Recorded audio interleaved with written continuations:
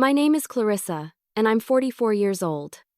I've been a single mother for most of my adult life, raising my daughter, Hazel, since her father walked out on us when she was only 2. It wasn't easy, but Hazel became my entire world, the reason I woke up every morning and pushed through the hardest years of my life. I used to look at her and think, if I can just give her everything I never had, it will all be worth it. My birthday fell on a Saturday that year. I'd been quietly excited about it for weeks, not because of gifts or parties, but because Hazel had promised she'd come over. She'd been busy lately, new job, new apartment, and a new boyfriend. We hadn't talked much, but I told myself that was normal. Kids grow up, they get busy. Still, deep down, I missed her more than I could admit. That morning, I woke up early and baked my own cake. It sounds a little sad when I say it out loud, but I didn't mind. Baking had always been my way of finding peace. I even set the table for 2, imagining Hazel and I laughing like we used to. By noon, she still hadn't called. I checked my phone at least 20 times, convincing myself she was just running late. When the clock struck 5, I finally got a text, "Coming over soon." Those 3 words lifted my spirits instantly. I fixed my hair, lit some candles, and warmed up dinner. I wanted everything to feel special. After all, she was still my baby girl, even if she didn't see herself that way anymore. But when Hazel walked through the door, the atmosphere shifted.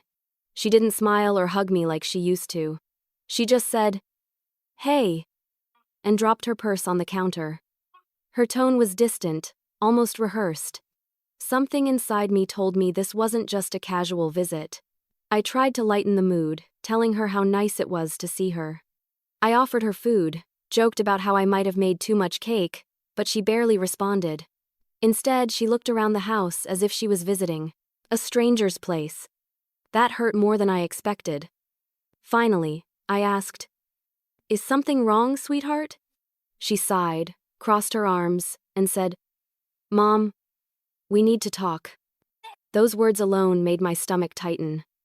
I sat down across from her, forcing a smile. "Of course. What's going on?" She hesitated for a long moment, and then she said it, words that would replay in my mind for months to come. "Mom, I don't think I need you in my life anymore." At first, I thought I misheard her. I asked her to repeat herself, and she did, slower this time, clearer. "You've always been there for me, but now, I just don't need that. I don't need you anymore." I laughed nervously, thinking it was some kind of joke. But her face didn't change. There was no smile, no warmth, just a wall of detachment.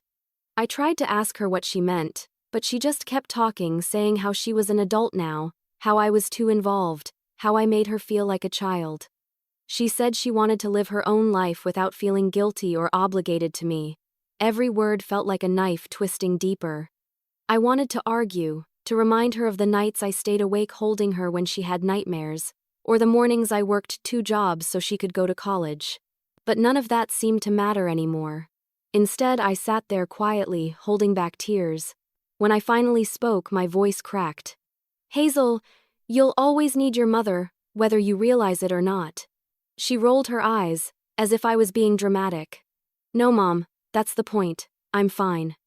You don't have to keep checking on me, or calling, or worrying. I'm grown now. I just don't need you like before."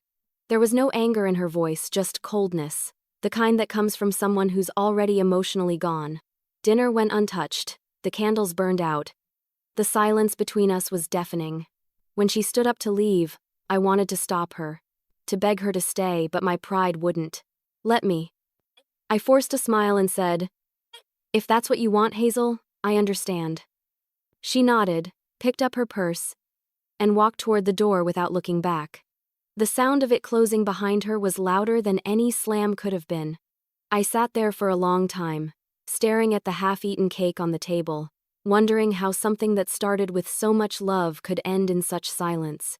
The clock ticked past midnight before I finally blew out the candle I'd left burning.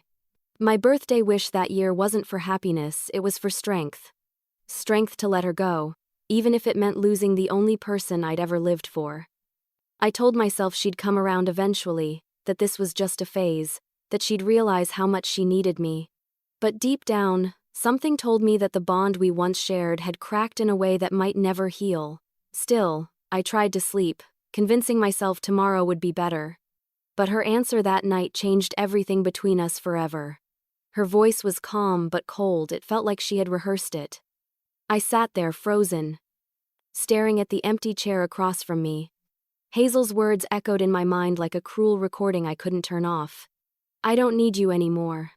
I had imagined many possible conversations with my daughter over the years about her job, her dreams, her relationships, but never this. Never the day she'd decide she no longer needed me. That night, I barely slept. I kept replaying everything she'd said, trying to make sense of it. Maybe I had been too involved. Maybe I'd been calling too often, asking too many questions, showing up unannounced just to make sure she was okay. I had done it all out of love, but maybe it came across as suffocating. Still, I couldn't wrap my head around the idea that my daughter could just erase me from her life so easily.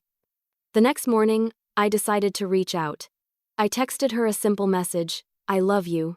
Please don't shut me out. We can talk whenever you're ready." She didn't reply. Hours passed, then an entire day. Nothing. That silence hurt more than any insult could. When she finally called 2 days later, I answered on the first ring. But the tone of her voice told me everything. She hadn't called to apologize. She had called to make things final. "Mom," she began, her voice steady. "I didn't mean to upset you the other night, but I need you to understand something. I'm not a kid anymore. You can't keep worrying about me like this. It makes me feel like I can't breathe." I tried to explain that it wasn't about control, it was about care. I told her I only wanted to make sure she was safe, happy, loved. But she sighed and said, "That's the problem. You think you know what's best for me, but I'm an adult. I know what I'm doing." Her words stung because they were both true and untrue. Yes, she was an adult, but I had been an adult long enough to know how cruel the world could be. I'd seen it firsthand. I just wanted to protect her from that. Then she said something that made my hands go cold. "Mom, I've decided I'm moving in with Nolan. It's serious between us, and honestly, I don't think I'll have much time to come by anymore." Nolan. I barely knew the man. He was quiet, polite in a superficial way, but something about him always made me uneasy. The way he looked at her, not with love, but with ownership. I remembered the first time they came to dinner. He had answered every question for her, as if she wasn't allowed to speak for herself. When I asked Hazel about it later, she brushed it off, saying, "That's just how he is. Protective." Now, hearing she was moving in with him made my chest tighten. "Hazel," I said softly, "I don't think that's a good idea. You've only known him for a few months. Why rush into living together?" She groaned in frustration. "See, this is exactly what I mean. You can't just let me live my life. Nolan supports me. He understands me in ways you never did." I tried to reason with her, but she cut me off again. "Mom, stop trying to control me. I'm not your little girl anymore. You can't keep treating me like I need saving." That last line hit harder than I expected. It was as if she'd completely rewritten our history, turning all the love, sacrifice, and sleepless nights into something oppressive. I didn't recognize the person speaking to me anymore. Tears blurred my vision, but I forced my voice to stay calm. "Hazel, I've never wanted to control you. I just want you to be happy. That's all I've ever wanted." She was silent for a moment before saying, "Then let me go, Mom. If you really love me, let me live my life without you constantly hovering." There it was, final, emotionless, absolute. I didn't even realize I was shaking until I saw my hands trembling around the phone. "If that's what you want," I whispered, "then I'll give you space." "Thank you," she said quietly. "I knew you'd understand." And then she hung up. The click of that call ending sounded like a door slamming shut forever.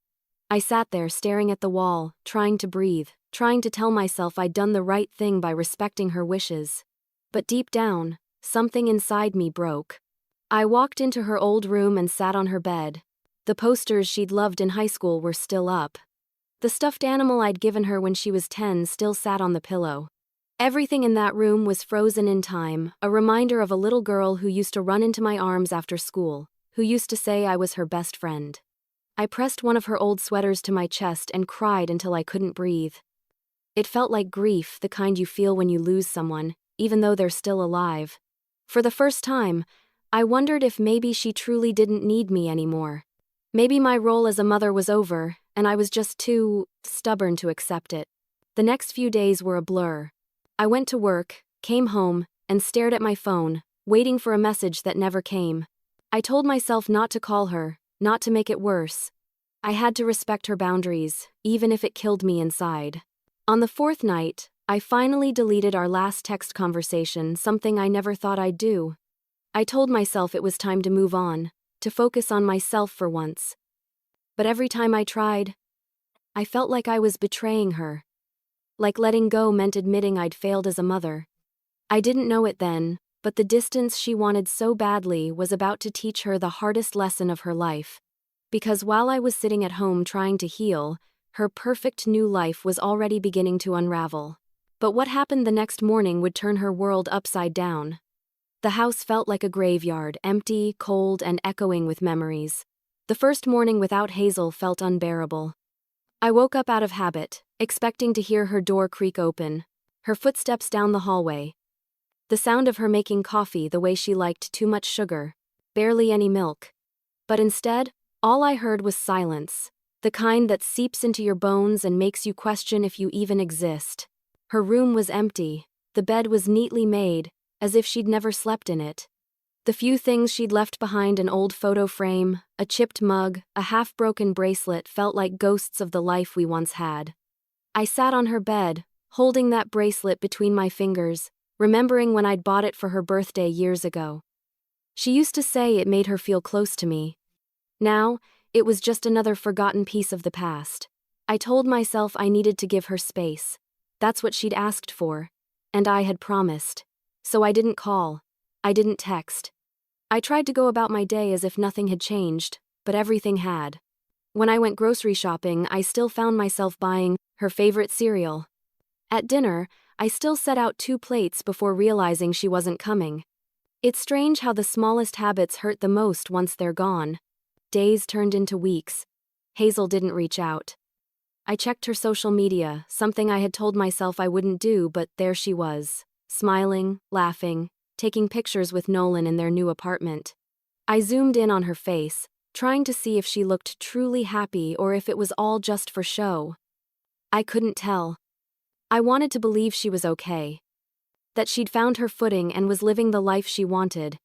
But there was something about those pictures, something in her eyes that didn't sit right with me. She looked tired, almost hollow. It was subtle, something only a mother would notice. I thought about reaching out again, but I remembered her words. If you really love me, let me live my life without you constantly hovering. So, I stayed silent. I respected her choice, even though every part of me screamed to do the opposite. My friends tried to comfort me. They said things like, "She'll come around," and "She's just trying to find herself." But they didn't understand what it felt like to be erased from your own child's life. It wasn't just loneliness, it was grief, raw and unrelenting. At night, I'd lie in bed staring at the ceiling, replaying every decision I'd ever made as a mother. Did I push too hard? Did I smother her? Did I fail to see the signs that she needed space sooner? Every question led to guilt, and every bit of guilt led to more tears. I tried to distract myself with work, volunteering, even taking up an evening pottery class, but nothing filled the void. Every time I made something new, I imagined giving it to her. Every phone call I got, I hoped it was her. Then, one evening, about 3 weeks after our last conversation, I got a message from Maya, Hazel's best friend since high school. She asked if I had spoken to Hazel recently. When I told her no, Maya said she hadn't heard from her either. That was unusual. Hazel and Maya talked almost daily, even when they were busy. She hasn't been at work either, Maya said. She told our boss she needed a few days off, but that was over a week ago. I've tried calling her, but Nolan keeps answering her phone. That didn't sound like my daughter at all. Hazel was independent and responsible. She never relied on anyone to speak for her. I tried not to panic, but a mother's instinct doesn't lie. Something wasn't right. I told myself she was probably just adjusting to her new life, maybe taking a break from everyone. But that night, I couldn't sleep. My mind kept drifting to that uneasy feeling I'd had about Nolan from the start. The way he seemed too charming, too controlling, too eager to isolate her from the people who loved her.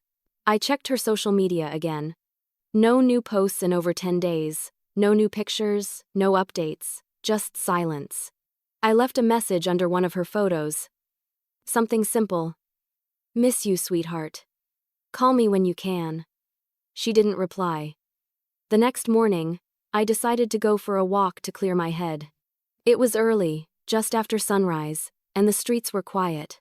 I passed by the cafe Hazel used to love, the one where we'd sit for hours talking about everything from her college plans to her favorite books. I could almost hear her laughter, soft and genuine. That sound haunted me now. When I returned home, I stared at my phone again. Still nothing. I told myself to be patient, but patience was starting to feel like punishment. Later that evening, I saw Maya's name flash across my screen again. She texted, "Nolan told me Hazel's phone is broken, but something feels off. He wouldn't let me talk to her." My heart dropped. My hands started shaking as I typed back, "What do you mean he wouldn't let you talk to her?" Maya didn't respond right away. When she finally did, all she said was, "I don't know, but something's wrong. I can feel it." That night, I sat by the window with a cup of cold tea, staring into the darkness. The silence that once felt painful now felt dangerous. A storm was coming, I could feel it. Something inside me, deep and primal, told me my daughter was in trouble. I didn't know that freedom would bring her more pain than she ever imagined. Hazel thought she had it all figured out, but life had other plans. For weeks, I knew something was off. A mother always knows. Even when the world calls it paranoia, when everyone says, "You're overthinking it," that quiet instinct never lies. The same feeling that once told me when Hazel had a fever before the thermometer did, was now whispering that she wasn't safe. But since she'd made it clear she didn't want me in her life, I had no way of knowing what was really happening. So I waited. I told myself that when she was ready, she'd call. But deep down, I feared that call might never come. Months later, I found out what had been happening during that silence through Hazel herself, after everything fell apart. And what she told me broke my heart in ways I didn't think possible. When she first moved in with Nolan, she thought she was finally free. No curfews, no checking in, no rules. She told me later that it felt thrilling, the rush of doing whatever she wanted, whenever she wanted. They went out to fancy dinners, posted pictures of weekend getaways, and smiled like they were starring in their own perfect movie. But that movie didn't last long. The cracks began showing almost immediately. Nolan started with small things, the kind you'd dismiss at first, like criticizing the way she dressed or the friends she kept. He'd say things like, "You look better when you wear what I pick," or, "Maya doesn't really care about you the way I do." Hazel thought it was just possessiveness, something that came from love. But possessiveness isn't love, it's control dressed in affection. Then he started making comments about her job. "You don't need to work so much," he'd say. "I can take care of you." And when she insisted on keeping her job, he'd sulk or give her the silent treatment for days.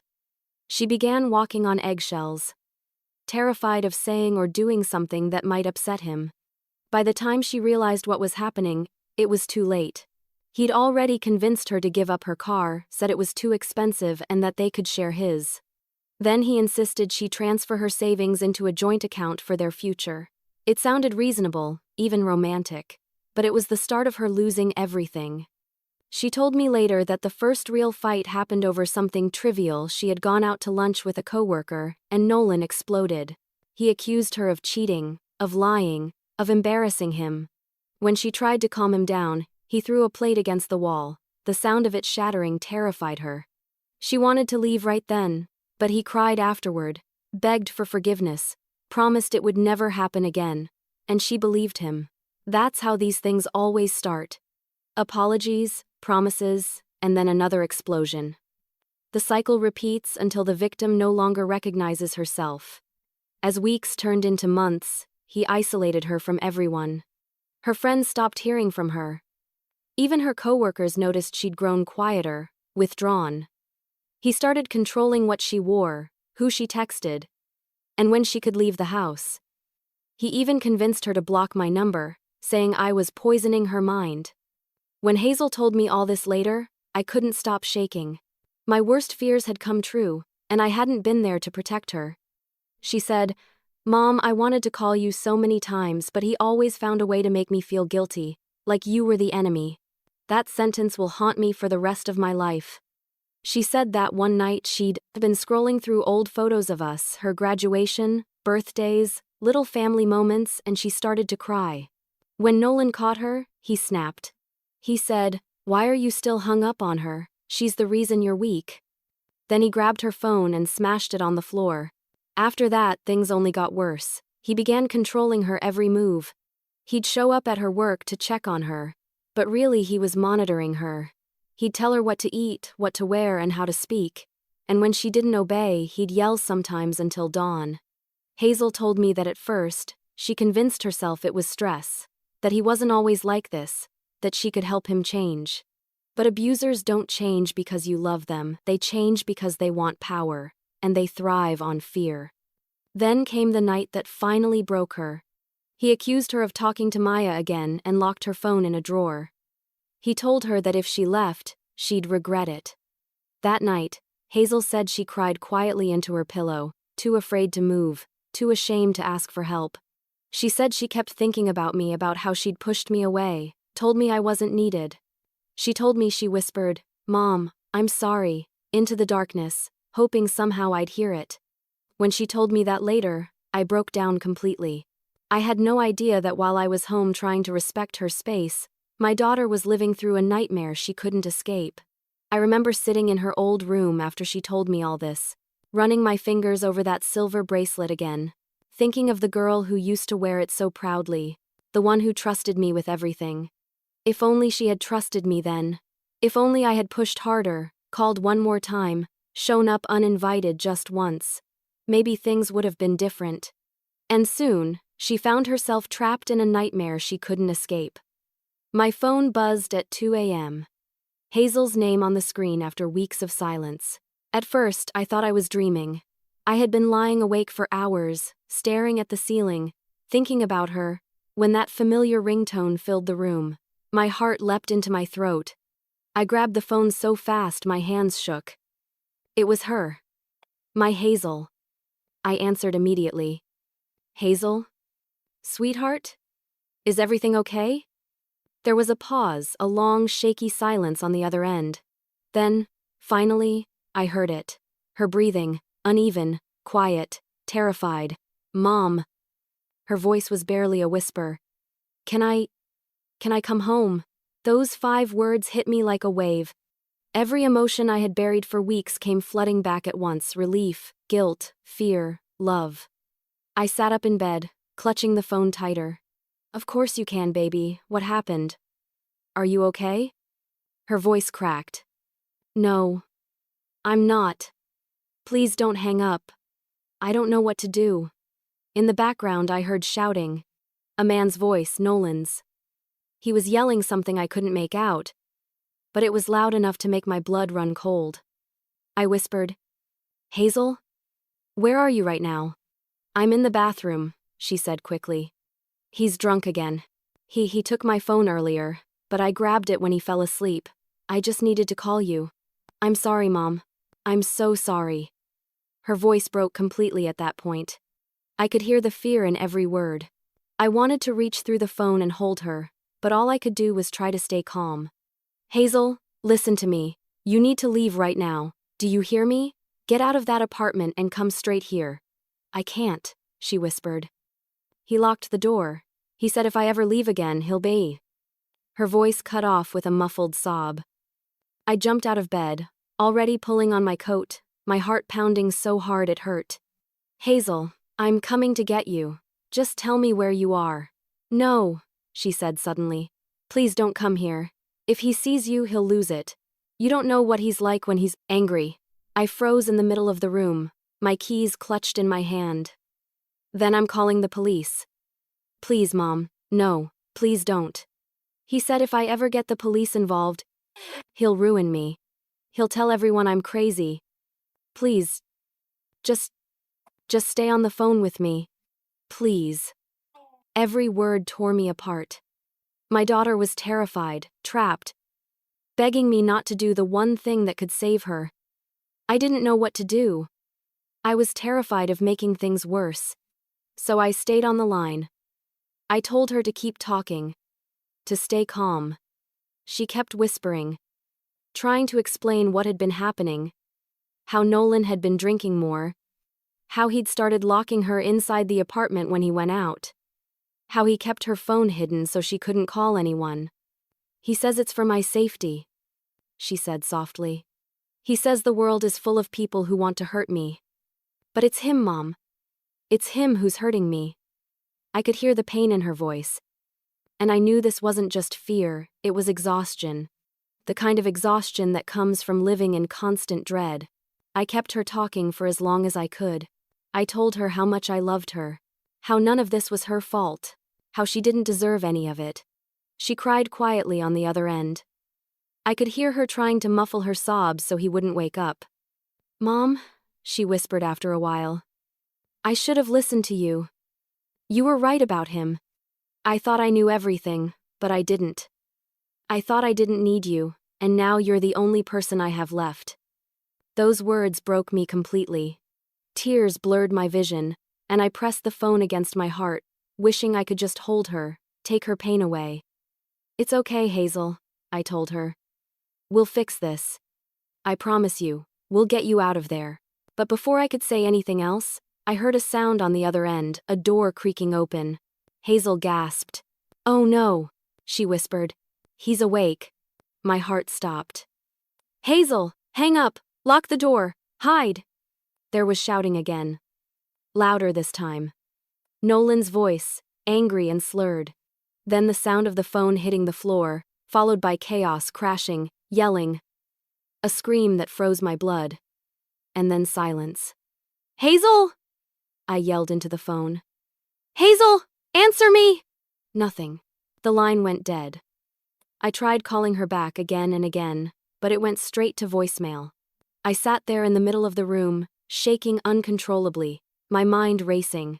Should I call the police? Should I drive there myself? What if I made it worse? Minutes felt like hours. I kept calling, texting, praying she'd answer. She didn't. I stayed awake all night, staring at the phone, waiting for it to ring again. It never did. By morning, I was pacing the living room, still in my coat, still holding the phone. Every sound made me jump. Every shadow looked like bad news waiting to happen. At 9 a.m., I called Maya. I told her everything. She was horrified. She said she'd been worried too, that Hazel hadn't shown up for work all week. That's when I realized something was very, very wrong. Maya begged me to call the police. But I hesitated. Hazel had been so terrified of that. But I couldn't just sit there anymore. My gut screamed that waiting was no longer an option. I grabbed my car keys and drove toward their apartment, praying I wasn't too late. I didn't know if my daughter was safe or even alive. Something inside me refused to sit still. I knew she was in danger. By the time the sun rose, I was already behind the wheel, gripping the steering so tightly my knuckles had turned white. I didn't even remember how I got dressed or when I'd left the house. All I knew was that I needed to find Hazel. That's what mothers do, we search, even when no one else believes there's something to find. The drive to her apartment complex felt endless. My mind kept replaying the last sounds I'd heard over the phone, her scream, the crash, and then nothing. That silence had been louder than anything I'd ever heard in my life. When I pulled up in front of the building, everything looked normal, too normal. Cars parked neatly, lights off in most windows, the kind of peaceful quiet that hides chaos behind walls. I rushed to her door and knocked, calling her name softly at first, then louder. No answer. I knocked again. Nothing. I was about to start banging on the door when it opened slightly from the inside. Nolan stood there. He looked tired but composed, like he'd just rolled out of bed after a long night. He leaned against the doorframe, giving me a smug, lazy smile. "Mrs. Harper," he said coolly. "Didn't expect to see you here this early." My heart pounded. "Where's Hazel?" "She's sleeping," he said. "Rough night. You know how emotional she gets." The way he said it, condescending, dismissive, made my blood boil. "I want to see her," I demanded. He crossed his arms, his smile fading. "She doesn't want to see you. She told me to tell you that." Something in his tone sent chills through me. "You're lying," I snapped. He leaned closer, lowering his voice. "You think you know your daughter better than I do? Maybe you should let her live her life." I wanted to push past him, but I didn't. I couldn't. Not without proof, not without her consent. I was terrified he'd hurt her if I made a scene. I turned and walked away slowly, pretending to leave. But once I was back in my car, I didn't drive off. I parked down the street and waited. Hours passed. I watched their window, hoping to see her shadow, some sign that she was okay. But the curtains stayed closed. Around noon, I saw Nolan leave. He got into his car and drove off in a hurry. My heart leapt. I finally had my chance. I rushed back to the apartment and knocked again. Still nothing. I called her name through the door. No answer.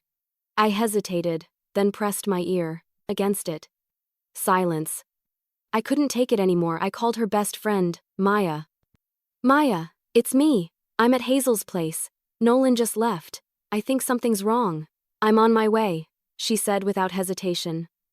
When she arrived, we went to the apartment manager together. I explained the situation. Tears streaming down my face. The manager agreed to do a welfare check and opened the door.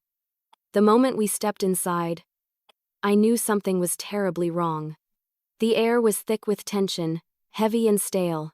A lamp was shattered on the floor. Papers were scattered everywhere. The sofa cushions were turned over like someone had been searching for something or fighting. I called out, "Hazel!" No response. We searched the small apartment, checking every room. The bathroom door was locked from the inside. I knocked, my voice trembling. "Hazel, sweetheart, it's Mom, please open the door." There was a pause, and then I heard a faint sound, a sob. My knees nearly gave out. "Hazel, please open up. You're safe now." "He's gone." After what felt like forever, I heard the soft click of the lock turning. The door opened just a crack. And there she was. My baby. She looked nothing like the girl I remembered. Her face was pale, her eyes swollen from crying, her hair tangled. She had a small bruise on her cheek. When she saw me, she froze, her lip trembling. "Mom?" she whispered, as if she wasn't sure I was real. I rushed to her, pulling her into my arms. She was shaking violently. "It's okay," I whispered, my own voice breaking. "You're safe. I've got you." She buried her face in my shoulder and sobbed. Maya stood nearby, her hands covering her mouth, tears streaming down her face. When Hazel finally calmed enough to speak, her voice was barely audible. "He said you'd never believe me. That you'd think I was crazy. He said no one would help me." I held her tighter. "You don't have to say anything else, sweetheart. I believe you." But even as I said it, I could see the fear still lingering in her eyes, the kind that doesn't go away just because the danger has. I wanted to take her home immediately, but she was terrified he'd come back. "I'll protect you," I told her. "You're coming with me." She hesitated. "He'll find me." "No, he won't," I said firmly. "Not this time." I helped her gather a few things, a small duffel bag, her wallet, a coat, and we left quickly. Every step out of that apartment felt like walking on glass, waiting for him to appear. When we finally got to the car, she looked back at the building, her eyes full of tears. "He's not going to stop," she whispered. I reached over and took her hand. "Then I won't either." That drive home was quiet. She stared out the window the entire time, lost in thoughts I couldn't reach. I wanted to ask her 100 questions, but I didn't. I just let her breathe. When we got home, I made her tea, wrapped her in a blanket, and sat beside her. For the first time in months, my daughter was under my roof again, but this time, she wasn't free. She was broken. As she fell asleep on the couch, I watched her and made a silent promise. I would never let anyone hurt her again. Not Nolan. Not anyone. That night, I decided I would do whatever it took to bring her back. Desperation makes you stronger than you ever thought possible. That night, after Hazel finally drifted off to sleep, I sat in the dark living room staring at her. She looked so fragile, curled up under a blanket like a frightened child. I could see faint bruises on her arm where Nolan had grabbed her. I wanted to wake her, to tell her everything would be okay, but the truth was, I didn't know that it would be. As the clock ticked past midnight, I made a decision. I wasn't going to wait for someone else to save her. I wasn't going to rely on empty promises or legal formalities. If I had to fight, I would. If I had to expose him, I'd do it. I had spent years protecting Hazel from scraped knees and heartbreak. This time, I was protecting her from a monster. The next morning, I called Maya. She showed up without hesitation, still furious about what Hazel had endured. Together, we sat in my kitchen and went over everything we knew. Hazel was too scared to talk much, but she showed us a few texts she still had from Nolan, ones he hadn't deleted. They were cruel, manipulative, controlling. Some were threats disguised as affection. I knew I had to act fast. I started documenting everything. I saved screenshots, took photos of her bruises, and wrote down every detail Hazel could remember about his behavior. I even noted the times she'd missed work, the excuses he made for her, and the people he'd isolated her from. It wasn't just a collection of moments, it was evidence. Then, I contacted a local domestic abuse advocate I found online. Her name was Janine, and she listened patiently as I explained everything. When I finished, she said something that stuck with me. "You're doing the right thing, Clarissa. But you need to understand, men like Nolan don't give up control easily. You need a plan." She helped me understand the legal steps: filing a restraining order, contacting the police with evidence, and getting Hazel into counseling. It all made sense in theory, but in reality, it felt like walking through fire. Hazel wasn't ready to talk to the police. She was terrified of retaliation. "Mom, you don't know what he's capable of," she kept saying. "He'll find me. He always finds me." I tried to reassure her, but I could see the fear in her eyes. It was the kind of fear that doesn't fade overnight. Still, I couldn't let that stop me. I decided to start the process myself. I gathered everything I had: screenshots, photos, timestamps, even a written statement, and drove to the police station. The officer at the front desk listened, but his face was unreadable. He said, "Ma'am, without your daughter's cooperation, there's not much we can do right now. But we'll keep this on record." I wanted to scream. How could they wait for her to be ready when every hour could mean danger? I clenched my fists and said, "Then I'll make sure you have enough evidence that no one can ignore this." Over the next few days, I barely slept. I followed Nolan's social media accounts, checking for clues about his whereabouts. I even drove by his apartment once, parking a few blocks away. My hands trembled the entire time, but I couldn't turn back. From my car, I watched the building for an hour. His lights were on. He was there. When I got home, Hazel was pacing the living room. "Where were you?" she demanded, tears in her eyes. "I had to see if he was still in town," I admitted. She shook her head, horrified. "Mom, if he sees you, he'll come after you too." I stepped forward, taking her trembling hands in mine. "Let him try. I'm not afraid of him." But the truth was, I was afraid. Not for myself, for her. Because I knew men like Nolan didn't stop until they broke their victims completely. That night, I couldn't sleep again. I sat at the dining table, reading through the screenshots for the 100th time. Every message was proof that he was dangerous. Every threat reminded me of how close I'd come to losing my daughter. The next day, I called Janine again. She suggested we file for an emergency protection order. She also put me in touch with a detective who specialized in domestic violence cases. His name was Detective Ruiz. When I told him everything, he took me seriously in a way the others hadn't. "Get her to talk to me," he said. "Even a short statement helps." Once she does, I can open an investigation. Convincing Hazel to do that was harder than anything I'd ever done. For hours, I sat beside her, gently explaining that this wasn't just about punishment, it was about her freedom. Finally, she nodded through tears. Okay, Mom. I'll do it. But promise me. Promise me he won't hurt anyone else. I promise, I whispered, even though I wasn't sure I could keep that promise. A few days later, Detective Ruiz came to our house to take her statement. Hazel was shaking the entire time, but she told the truth. Every word, every bruise, every terrifying detail. The detective recorded it all, and when she finished, he looked at me and said, "You did the right thing coming forward." I thought maybe that would be the end of it, that we'd finally be free. But life rarely gives clean endings. 2 nights later, as I was cleaning up after dinner, there was a loud knock at the door. My heart jumped. Hazel froze in place. We both knew who it could be. I looked through the peephole and there he was, Nolan. He looked furious, his jaw tight, his fists clenched. I didn't open the door. I called out, "Leave before I call the police." He smirked, leaned closer to the door, and said in a low voice, "You think you can take her away from me? You have no idea what you've started." My hands shook as I grabbed my phone and dialed 911. By the time the police arrived, he was gone. They took a report, but without a direct threat, they couldn't arrest him.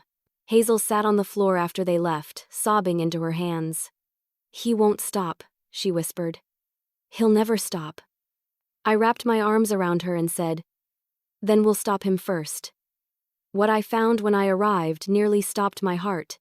The flashing red and blue lights lit up the street like a nightmare. I'll never forget that night, the one when everything came crashing down. The night I realized how close I had come to losing my daughter forever. It was almost 11 p.m. when my phone rang. I had been sitting by the window again, half watching the streetlights and half waiting for the storm I knew was coming. When I saw an unknown number flash across my screen, my stomach twisted. I answered immediately. "Mrs. Harper?" a man's voice said. "This is Officer Daniels from the Riverside Police Department. Are you the mother of Hazel Harper?" My body went numb. "Yes. What happened?" "There's been an incident at your daughter's residence. She's safe, but we need you to come to St. Mary's Hospital immediately." I didn't even ask questions. I just grabbed my keys and ran out the door. The drive there felt like forever. Every red light, every turn felt like a cruel delay. I kept whispering under my breath, "Please let her be okay. Please, God, don't take her from me." When I finally reached the hospital, I saw the flashing lights from police cars outside. Paramedics were unloading someone on a stretcher, and my knees nearly buckled until I realized it wasn't Hazel, it was Nolan. He was handcuffed, his face twisted with rage, shouting obscenities at the officers restraining him. And then I saw her. Hazel. She was sitting on the back of an ambulance, wrapped in a gray blanket, her face streaked with tears. When she looked up and saw me, her eyes widened. "Mom," she whispered, her voice hoarse. I ran to her and pulled her into my arms. She was trembling uncontrollably. I could feel her heartbeat pounding against mine. I kept saying, "You're okay, you're okay," even though neither of us fully believed it yet. The paramedic gently touched my shoulder. "She's bruised and shaken up, but she's going to be all right. We're just running a few tests." I nodded, thanking him through tears, and turned to Hazel. "What happened, sweetheart?" She shook her head, barely able to speak. "He found out I talked to the police. He said I betrayed him." Her voice broke on the last word. "He started yelling, throwing things. I tried to leave, but he locked the door. I screamed, and one of the neighbors must have called 911. I closed my eyes, trying to block out the image of her trapped with him, screaming for help. My chest ached so badly I could hardly breathe. "You're safe now," I whispered. "He can't hurt you anymore." She didn't respond. She just buried her face against my shoulder and sobbed until she ran out of tears. When the doctors finished checking her over, they let me take her to a private room to rest. I sat by her bed, holding her hand, refusing to let go. Every time she flinched at a sound, I squeezed her hand tighter, reminding her that I was there. A few hours later, Detective Ruiz arrived. His face was serious but gentle. "She's lucky," he said quietly, pulling me aside. If the neighbor hadn't called, this could have ended much worse. I nodded, not trusting my voice. "What's going to happen to him?" "He's being charged tonight," Ruiz said. "Assault, unlawful confinement, and a few other counts. We'll make sure he's held." When he left, I sat back down beside Hazel. She was awake, staring blankly at the wall. Her voice was barely audible when she finally spoke. "He said no one would ever believe me, that if I tried to leave, he'd ruin my life. He made me believe I deserved it." I brushed the hair from her face. "You didn't deserve any of it, Hazel. Not one bit. You hear me?" She nodded, but tears kept sliding down her cheeks. "I thought I was strong. I thought I could fix him. That broke me." I wanted to tell her she was strong, that surviving what she'd endured was proof of that, but the words felt hollow compared to her pain. So I just sat there with her in silence, letting her cry, letting her breathe. As dawn broke through the hospital window, Hazel finally fell asleep. Her hand was still in mine, small and fragile, like when she was a child. I watched her chest rise and fall, and I made another silent promise, this time not out of fear, but determination. I would never let her face this alone again. When the nurse came in to check on her, she told me Hazel could be discharged later that morning. I thanked her, then stepped into the hallway to call Maya and let her know Hazel was safe. Maya cried over the phone, saying she'd been praying all night. She wanted to come visit, but I told her to wait. Hazel needed quiet. When I hung up, I caught a glimpse of Nolan being escorted through the hallway in handcuffs. His face was bruised, his expression dark with fury. As he passed, his eyes locked on mine. For a moment, I felt that same icy dread again. He didn't say a word, but the look he gave me said enough. It wasn't over for him. The officer pushed him forward, and he disappeared around the corner. I exhaled slowly, my hands shaking. I went back to Hazel's room and sat beside her once more. When she opened her eyes, I smiled weakly. "You're safe now," I whispered again, though I wasn't sure if I was trying to convince her or myself. She nodded, and for the first time in months, she reached for me not out of fear or guilt, but out of pure, desperate love. "Mom," she whispered. "I'm so sorry for everything." I hugged her tightly, whispering into her hair, "You don't have to be sorry. You came back to me. That's all that matters." We stayed that way for a long time, just holding each other, the weight of everything we'd been through pressing down on us. I could feel her strength returning slowly, like a light flickering back to life after a long darkness. But even as we sat there, wrapped in a fragile peace, I knew this wasn't the end of the story. There were still court dates ahead, police reports, therapy sessions, and sleepless nights. Healing doesn't happen overnight. Still, in that quiet hospital room, with my daughter safe beside me, I finally allowed myself to breathe again. That night, she finally told me everything Nolan had done. When Hazel finally began to speak, the truth poured out like a flood that had been building for months. It was late that night in the hospital when she asked me to turn off the light. I thought she wanted to sleep, but then I heard her whisper, "Mom, can I tell you something?" I moved closer, sitting on the edge of her bed. The dim glow from the window lit her face, pale and fragile. But her eyes were fierce. There was pain in them, but also determination. "I need you to know everything," she said, voice trembling. "Everything he did." I reached for her hand, nodding gently. "You don't have to tell me unless you're ready." "I have to," she said quietly. "Because if I don't, I'll never be free of him." And then, she told me. She started from the beginning, the small things that didn't seem dangerous at first. The constant checking of her phone, the way he'd text her 20 times a day when she was at work, asking who she was talking to. If she didn't answer fast enough, he'd show up at her office, pretending it was a surprise visit. At first, she thought it was love. "He said he just cared too much," she whispered. "He said I was his whole world."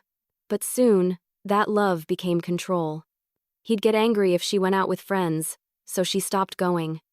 He'd insult the clothes she wore, saying they attracted too much attention. He even made her delete her social media accounts, claiming other men didn't deserve to see her. She paused, breathing shakily, and I could feel my nails digging into my palms. I wanted to find that man and make him feel every ounce of pain he'd caused. But I stayed silent, letting her speak. Then her voice grew smaller. The first time he hit me, it was because I burned dinner. My heart dropped. He said I ruined everything, she continued. He threw the plate at the wall and grabbed me by the arm. I screamed, and that just made him angrier. Then he cried afterward and said it was my fault for making him lose control. I believed him. I actually believed him, Mom. Tears filled her eyes. I reached out and wiped them away. But they kept coming. It wasn't your fault, I whispered. It never was. She shook her head. After that, it just got worse. He started tracking my phone, locking me inside when he went out. I wasn't allowed to talk to Maya. I wasn't allowed to talk to you. Every time I tried, he'd say you were the reason I was miserable, that you wanted to control me. I could barely breathe. The guilt hit me like a tidal wave. All those months I thought she was angry. Pulling away on her own, he'd been the one pulling the strings. He'd isolated her until she had no one left. Hazel continued, her voice trembling but steady. The night I called you, that wasn't the first time he got violent. It was just the first time I thought he might actually kill me. He'd been drinking, yelling about how I made him look weak. I tried to lock myself in the bathroom. That's when I called you. She stopped for a moment, her eyes distant. When the phone fell, it was because he kicked the door in. I felt my stomach twist. I remembered the sound of that crash, the scream, the silence. Hazel, I whispered. She nodded. He hit me again. Then he took the phone and threw it. I thought he was going to... Her voice cracked. I don't even know how I got away. I think he passed out from drinking. I hid behind the couch until morning. I was too scared to move. She took a deep breath, trying to steady herself. The next day, he acted like nothing happened. He made breakfast. He said he loved me. He said we should forget about it and start over. And for a moment, I almost believed him again. I couldn't stop the tears from spilling down my cheeks. I had spent years teaching my daughter to be strong, to stand up for herself, and yet, this man had broken her down piece by piece. I thought if I just loved him enough, he'd change, she said, her voice soft and hollow. But every time he said sorry, it was just another lie. I don't even know when I stopped being myself. I became someone else, someone he created. I wanted to hold her, to take away every scar, every memory. Instead, I said, "You're not that person anymore, Hazel. You got out. You're safe now." She looked at me with a mixture of guilt and sadness. I should have listened to you, Mom. When you said he wasn't good for me, I thought you just didn't understand. I thought you wanted to control me like he said, but you were trying to save me. I took her hand and kissed it. Sweetheart, none of that matters now. You came back. That's what matters. But she wasn't done. Mom, she whispered, glancing around as if she was afraid someone might hear. Before the police came, he said something. He said if I ever talked to anyone, he'd make sure I regretted it. That he wasn't done with me. Her words chilled me to the core. He's in custody now, I said firmly, trying to convince myself as much as her. He can't hurt you anymore. But in my heart, I knew the truth. Restraining orders and arrests don't always stop men like Nolan. They wait. They plot. And they come back when you least expect it. That night, long after Hazel fell asleep again, I sat by the window of her hospital room, watching the lights of the parking lot. Every sound made me jump. Every shadow looked like him. I thought about the road ahead, the court cases, the healing, the long, painful process of rebuilding her life. I wasn't naive. I knew it wouldn't be easy. But as I looked at my daughter sleeping peacefully for the first time in months, I felt something new, anger mixed with purpose. He had broken her once. He wouldn't get another chance.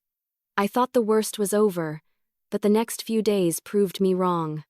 Just when I thought we were finally safe, the past came knocking on our door literally. Hazel had been home from the hospital for 3 days. She was quiet, withdrawn, but I could tell she was trying. She helped me cook, sat with me on the porch, even managed a few smiles.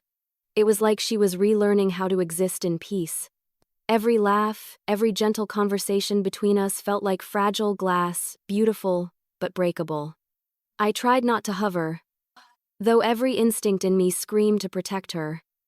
I'd wake up in the middle of the night just to check if she was still asleep in her room, safe. Every noise outside made me jump.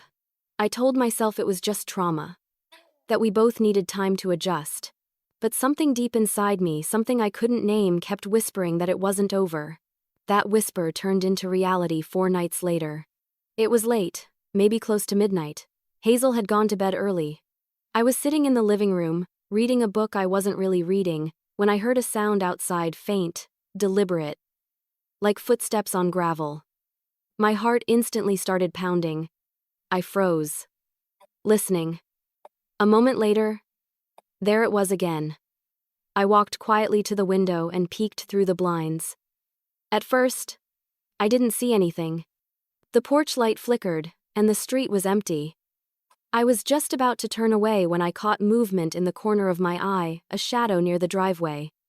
I squinted, my breath catching in my throat. Someone was standing there, half hidden behind the oak tree. My first thought was that it couldn't be him. It couldn't be Nolan. He was supposed to be in custody. The detective had assured me he'd be held at least until the hearing. But fear doesn't care about logic. It just grabs you by the throat and refuses to let go. I backed away from the window and went straight to Hazel's room. She was half asleep when I burst in. "Mom?" she mumbled. "Stay here," I whispered, trying to sound calm. "Don't move." Her eyes shot open immediately. "What's wrong?" "I think someone's outside." She sat up so fast the blanket slipped off her shoulders. "No, it can't be." I didn't let her finish. I grabbed my phone and dialed 911, whispering to the dispatcher that someone was outside our house. She told me to lock the doors and stay on the line. But before I could even respond, there was a loud knock at the front door. Hazel gasped and clutched my arm. The sound came again, harder this time. "Mom," she whispered, tears forming in her eyes. "It's him." I motioned for her to stay back and crept toward the door. My hands were shaking as I peered through the peephole. My stomach dropped. It was Nolan. He looked different, disheveled, desperate, and furious. He had a bandage on his forehead, probably from the arrest. He pounded on the door again, yelling, "Hazel! Open the door! We need to talk!" My voice caught in my throat. I shouted through the door, "Get away from my house!" "I've already called the police!" He laughed, a cold, broken sound that sent chills down my spine. "You think the police scare me? You ruined my life, Clarissa. You turned her against me." I gripped the doorknob, my entire body trembling. "You did that yourself, Nolan. You hurt her." He slammed his hand against the door so hard it rattled in the frame. "She's mine," he screamed. "You can't keep her from me." I could hear Hazel sobbing behind me, begging me not to open the door. The dispatcher was still on the line, telling me the police were on their way, but every second felt like an eternity. Then, suddenly, it went quiet. The knocking stopped. The yelling stopped. For a moment, I thought he was gone. But then I heard the faint sound of glass shattering at the back of the house. He was trying to get in. "Hazel, run!" I yelled, grabbing her hand. We raced toward the front of the house and locked ourselves in my bedroom. I pushed the dresser against the door just as I heard footsteps inside the kitchen. My heart was pounding so hard I thought it would burst. Hazel was crying uncontrollably. "He's going to kill us," she whispered. "No, he's not," I said, though my voice shook. "Not while I'm alive." I grabbed the old baseball bat that used to belong to Hazel's father. My hands were slick with sweat, but I held it tight, ready for anything. We could hear him moving through the house, calling her name in that sickly, mocking tone. "Hazel, baby, you don't have to hide. I just want to talk." Every word made my skin crawl. Then, somewhere down the hall, there was a sudden crash, followed by sirens in the distance. The police. Nolan must have heard them too, because the next sound was him cursing under his breath, followed by the thud of running footsteps and the back door slamming shut. Moments later, the red and blue lights flashed through the windows. 2 officers burst through the front door, guns drawn. I flung open my bedroom door, yelling that we were inside. They rushed through the house, checking every room. When one of them finally came back to us, he said, "He's gone. We'll find him, ma'am, I promise." Hazel collapsed into my arms, shaking. I could barely hold her upright. The officer stayed until backup arrived, and they searched the area for nearly an hour, but Nolan had vanished into the night. After they left, Hazel and I sat in silence on the couch, the smell of broken glass still in the air. She was staring at nothing, her eyes wide and empty. "He's never going to stop, is he?" she whispered. I didn't answer, because deep down, I wasn't sure he would. That night, I didn't sleep at all.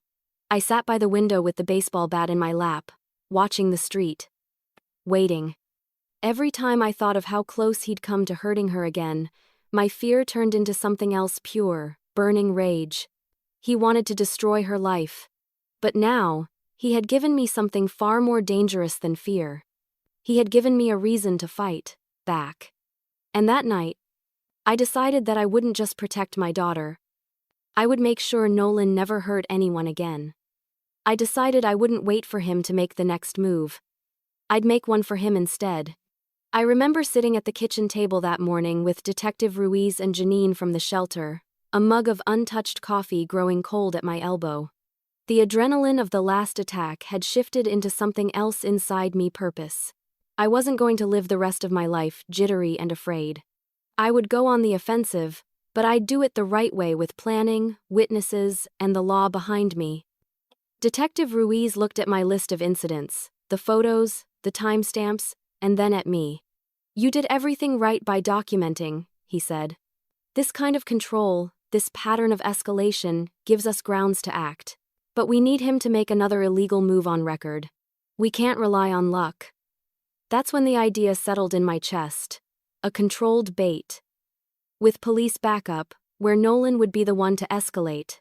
Not a trap born of vengeance, but a sting to protect Hazel and others he might hurt in the future. I knew it was risky. I knew emotions could tip a plan into chaos, but I also knew passive hope had already almost cost my daughter her life. Maya volunteered to help. She was furious in the way only a true friend can be: righteous, ready to fight. She agreed to be Hazel's lifeline, to keep her phone and social accounts active under strict instruction. Janine arranged for a safe room in the community center where Hazel could retreat if things worsened. Detective Ruiz coordinated patrols, plainclothes officers, and an undercover partner who would be the immediate arresting officer if Nolan crossed the line. We rehearsed the scenario until my voice stopped trembling. Hazel would pretend to be alone and vulnerable on her social account, an image that Nolan would see. I'd be conveniently away, a tempting target according to his jealousy and rage. We would sit in the living room with a direct line to the officers, a camera recording the front porch, and a neighbor ready to call when he appeared. Every contingency was written out, every escape route mapped. On the day we set it in motion, my hands were steady but my chest felt tight enough to bruise. Hazel sat on the couch, her knees pulled to her chest, looking both small and unbelievably brave.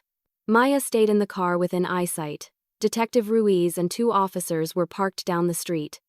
I watched Hazel post the innocuous photo we'd agreed on, the one that would suggest she was alone and out late. I watched my daughter push a little performative loneliness into a smile and then switch off her phone, leaving only the bait. Minutes stretched. The street was deceptively quiet. We joked nervously about how maybe this whole thing was paranoia, how maybe he'd finally given up. A laugh bubbled out of me that sounded too loud in the stillness. Maya's jaw clenched. "Shh," she hissed. I swallowed the laugh and held my breath. Then I saw movement at first, just a shadow, then a figure slipping from the trees by the driveway. He moved like he had a map of where we kept our fears. For a terrifying second, my stomach plummeted. But then I saw Detective Ruiz give a barely perceptible nod to his partner, and the world snapped into procedure. Nolan approached the porch and pounded on the door in the way only a desperate man can, loud, furious, unhinged. I felt Hazel stiffen beside me as if she'd been struck. I forced myself to speak in a calm, steady voice. "Hazel, stay calm. Don't open the door. Help is on the way." He began to rattle the knob. He shouted things that made my skin crawl, possessive, obscene, accusing. Then he turned his anger to me, because there I was through the glass. The mother he blamed for taking his woman. "You think you can keep her? You broke us," he yelled. He shook the door so hard the frame trembled. My hands tightened on the bat I'd left, propped in the corner though I hadn't wanted to use it. Maya swallowed audibly. The neighbor, who had promised to call at the first sign, was already on the phone to 911. Just then, Nolan reached into his jacket. For a heartbeat, terror froze me, then Detective Ruiz and his partner burst from the bushes. "Police, drop your hands," they commanded. Nolan turned, eyes wide, the thing in his pocket slick and dangerous in his grip. He made a move to flee and then another to fight. The undercover officer dove, tackling him to the grass. The thing clattered and skidded across the porch, metal glinting under the streetlight. The officer who'd been closest grabbed it. A hunting knife. Time blurred into noise shouts, the slap of cuffs, the sound of Nolan struggling. My knees gave out and I sank onto the stoop. Hazel leaned against me and we both sobbed, not because the danger had ended, but because it had finally been named, confronted, and stopped, at least for the moment. Detective Ruiz patted my shoulder. "You did the right thing bringing us in," he said. "We've got him, and we've got evidence." As they led Nolan away, he locked eyes with me. There was something like hatred there, but also something else, an unreadable promise that this wasn't the last page of our story. He spat something I couldn't hear, then turned away under the lights and cameras. Maya came over and hugged us with a force that felt like rescue. Back inside, the adrenaline ebbed and left me shaking. I imagined the court cases, the testimony, the way the headlines might read. I imagined Hazel rebuilding a life that hadn't broken entirely but had certainly been cracked. I imagined justice slow and imperfect, but finally moving. Then my phone buzzed. I glanced at the screen and froze. It was an unknown number. I almost didn't answer it, and then I heard Nolan's voice on the other end, low, calm, and colder than I'd ever known him to be. "You think this stops me?" he said. "You just made it worse." Just when I thought we could finally breathe again, his voice crawled back into our lives through the phone. For a few precious hours after Nolan's arrest, I actually believed we were safe.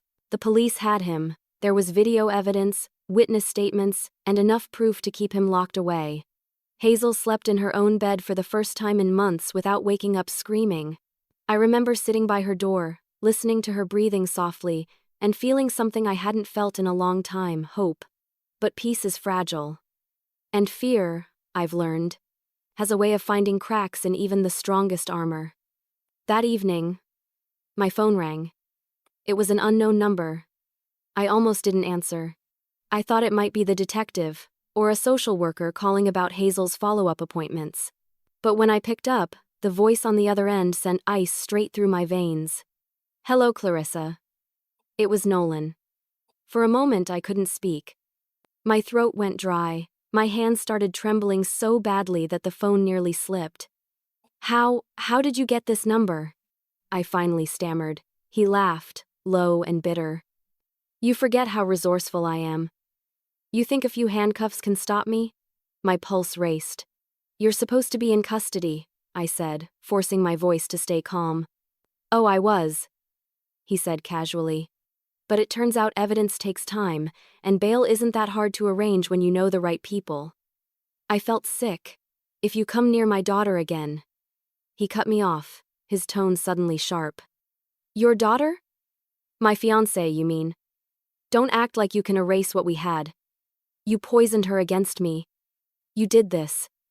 His words dripped with venom, every syllable twisted by hate. I gripped the edge of the table to steady myself. "You're not going to scare me anymore, Nolan. The police know everything. You're finished." He chuckled. "You think you've won, Clarissa. You don't get it, do you? Hazel loves me. You've brainwashed her, but deep down she still belongs to me. And I always take back what's mine." Then the line went dead. I stood there for a long time, frozen. The phone pressed against my ear even after the dial tone stopped. I could feel my heartbeat pounding through my fingertips.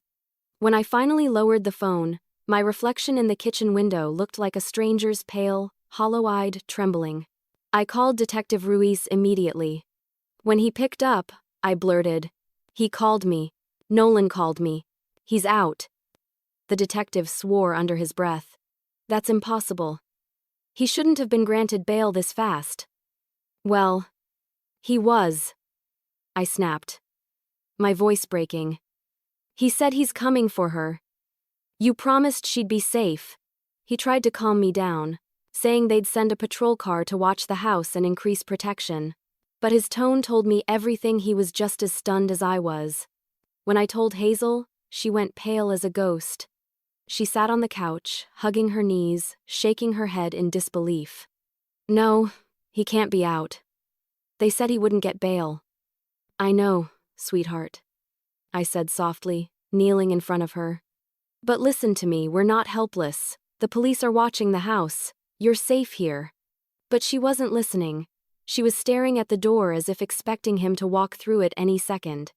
"He'll find a way," she whispered. "He always does." That night, I barely slept. Every creak of the house, every gust of wind outside made me jump.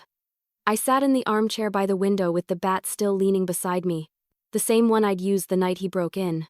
I thought about how far we'd come and how easily it could all crumble again. The next morning, Detective Ruiz called. "We confirmed he made bail," he said grimly. His lawyer argued that he wasn't a flight risk. "But don't worry, Clarissa, we're petitioning for it to be revoked. The call you got violates the restraining order." "Violates it?" I repeated, my voice shaking. "He threatened us, Detective. He shouldn't be walking free for another second." "I know," he said. "And we'll fix it. But these things take time." Time. That word again. The same word I'd heard when she first went missing, when the system said they couldn't intervene without proof. Time was something Hazel and I didn't have. I tried to go about the day normally, but the fear was back thick, suffocating. Hazel refused to leave the house. She stayed close to me, flinching at every sound. I did my best to keep her calm, cooking her favorite soup, putting on one of her old comfort movies. But even laughter sounded strange now, forced through the weight of dread. Later that evening, there was a knock at the door. Hazel froze, her spoon halfway to her mouth. I stood up slowly, my heart hammering. The police had promised patrols, but no one had mentioned a visit. "Stay here," I whispered, walking to the door. I looked through the peephole and almost fainted with relief. It was Detective Ruiz. I opened the door, exhaling hard. "God, you scared me." He held up a folder. "Sorry. I came to bring the paperwork for the bail revocation. We'll be filing it first thing in the morning. He won't be free much longer." Hazel stepped into the hallway, pale but calm. "Thank you," she said softly. Ruiz nodded. "Try to get some rest tonight, both of you. We'll have an officer parked nearby all night. If he calls again, don't answer, just record it and call me." After he left, I double-checked every lock in the house. Hazel went to bed early, and I sat in the living room again, the bat beside me, the lights off. I didn't even realize I'd dozed off until the sound of my phone buzzing woke me. It was another unknown number. I hesitated, then answered, my voice barely a whisper. "Hello?" Static. Then, his voice, calm and deliberate. "You really think they can stop me this time?" My heart dropped. I hung up immediately and called Detective Ruiz again. But before he could even answer, there was a soft tap at the window. And when I looked up, I saw Nolan standing outside smiling. When I saw Nolan's face pressed against the window, smiling in the dark, I knew the nightmare wasn't over, it was only beginning again. For a second, I couldn't move. My mind refused to accept what my eyes were seeing. He was supposed to be gone, locked away, a nightmare we'd finally woken from. But there he was, his breath fogging the glass, his smile curved in that same mocking way that had haunted my dreams for months. I dropped the phone. My hands shook violently as I stumbled backward, bumping into the table. Hazel's voice came from down the hallway, groggy and frightened. "Mom? What's wrong?" I couldn't even answer. I just pointed at the window. By the time she reached me, he had disappeared into the shadows.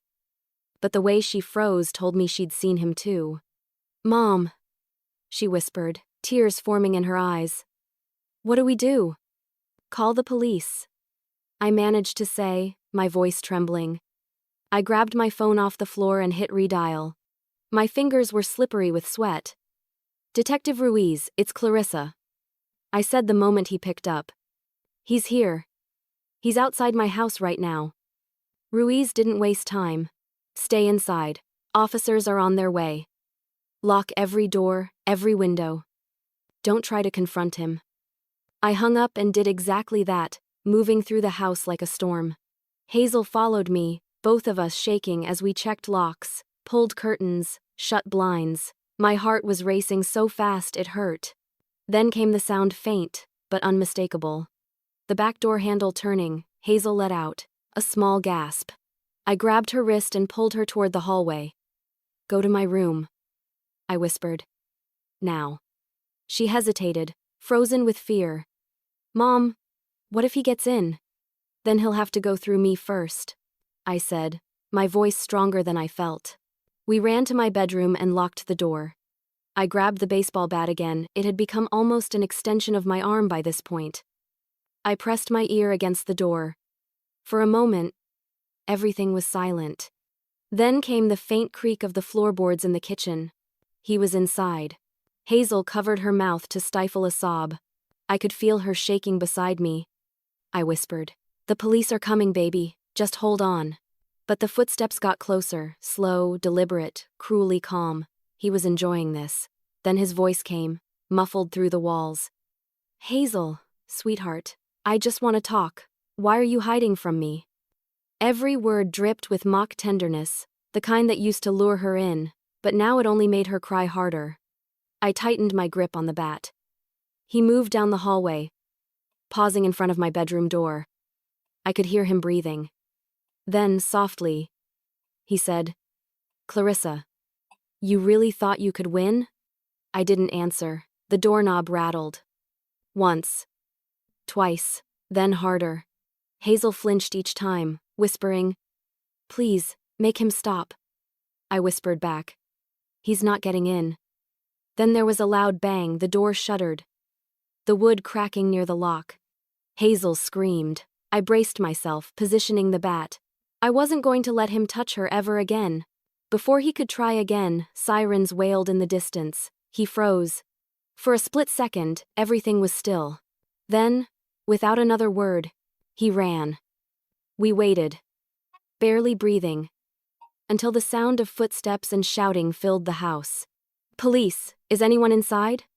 I yanked the door open and nearly collapsed with relief when I saw Detective Ruiz and two officers with flashlights. Hazel threw herself into Ruiz's arms, sobbing uncontrollably. "He was here," I gasped. "He was inside." The officers spread out immediately, searching the property. Ruiz stayed with us, his expression grim. "He won't get far," he said. "We've got units surrounding the area." But part of me knew better. Nolan was a coward, but a cunning one. He'd always known how to slip through cracks, legal, emotional, physical. He had a way of vanishing when it mattered most. We sat in the living room while Ruiz took our statements. Hazel clung to my arm like she was afraid I'd disappear too. When the officers returned, they said they'd found signs of forced entry, a broken lock, footprints in the mud leading toward the woods, but no sign of him. They promised to stay stationed nearby all night. I thanked them, though my voice felt far away. When the last officer stepped outside, the house fell silent again. Too silent. Hazel looked at me with hollow eyes. "Mom, what if they don't catch him? What if he comes back?" I took her hands and made her look at me. "Then we'll leave. We'll move. We'll go as far as it takes. But we are not living in fear anymore. Do you hear me?" She nodded weakly, tears streaming down her face. "I just want it to stop," she whispered. I pulled her close, holding her until her shaking slowed. "It will," I promised. It will. But later that night, after Hazel finally fell asleep, I couldn't close my eyes. I sat in the dark, watching the door, listening for any sound. I thought about everything that had happened every time the system failed, every time he slipped through cracks that should have kept him locked away. I realized then that if I wanted to truly protect Hazel, I couldn't just rely on others anymore. I had to think ahead. I had to prepare for the possibility that he might come back again, and this time, I wouldn't just hide. I checked the locks again, then opened the drawer of the nightstand where I'd placed a small can of pepper spray, a flashlight, and the bat leaning against the wall. I hated that this had become our new normal, but I wasn't going to let guilt stop me. As dawn began to creep through the curtains, I saw Hazel sleeping peacefully for the first time in days. Her face was calm, free of fear. That sight alone gave me the strength I needed to keep going. We had survived him once. We could survive him again. Still, as I looked out the window at the empty street, I couldn't shake the feeling that he was out there somewhere watching, waiting. And when the knock came at sunrise, I knew this was the moment everything would end one way or another. When the knock came at sunrise, I knew it was either salvation or the end. The sound was soft at first. 3 gentle taps that seemed almost polite, but in the still morning silence, they struck like gunfire. I sat up instantly, every nerve in my body snapping awake. The room was still dark, the first traces of light just touching the curtains. I turned toward Hazel's bed. She was already awake, her eyes wide, terrified. "Mom," she whispered, her voice trembling. "Is it him?" I motioned for her to stay quiet. My heart pounded so hard I could feel it in my throat. I reached for the baseball bat leaning beside the bed. It had become almost like a part of me now and crept toward the window. My fingers shook as I pulled back the curtain just enough to peek outside. A police cruiser was parked by the curb. For a brief moment, I felt relief wash over me, but it was short-lived. The knock came again, harder this time. Something about it didn't feel right. Too forceful, too impatient. I called out, "Who's there?" A voice answered, muffled but steady. "Detective Ruiz." But something was off. His tone, it was flat, cold, without the gentle reassurance he usually carried. Hazel clutched my arm. "That's not him," she whispered. "Mom, please don't open it." I hesitated. My instincts screamed at me that she was right. I looked through the peephole, and my blood ran cold. It was Nolan. He was wearing a police jacket, his hair slicked back, his face pale but twisted into that familiar smirk. He had found a way to blend in again this time as the one thing I thought I could trust.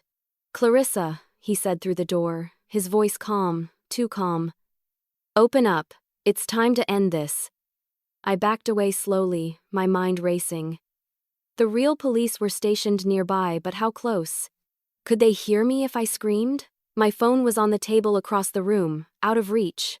Hazel stood behind me, shaking uncontrollably. "Mom," she whispered. "What do we do?" The pounding started again, louder this time. "Don't make me break the door down," he shouted. Something in me snapped.